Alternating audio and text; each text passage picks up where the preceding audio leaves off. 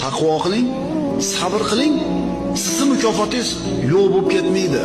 Siz taqvo qilasiz, 1 yil, 2 yil, sabr qilasiz, 3 yil, 4 yil. Keyin nima bo'ladi? Siz kutgan narsani bera olmasa yoki ko'p ham tezroq kelmayotgan bo'lsa, haligi narsa, nima qilasiz? Nima qilasiz? Shoshib ketasizda, jazobaga tushasizda, norozi olasizda, shuncha sabr qildim, shuncha taqvo qildim, shuncha duo qildim, ijobat qilmadi deb shoshib ketasiz. Yustajabu li ahadikum ma lam yasta'jil degan Rasululloh. Shoshilmasanglarla duolar ijobat bo'ladi. Sizlarda bittalarda duolar ijobat bo'ladi, shoshilmasa bo'ldi. Qana qilib shoshiladi yo Rasululloh desa, bir banda aytadi, Robbimga duo qildim, sabr taqvo qilgandan keyin Alloh bermadi deydi.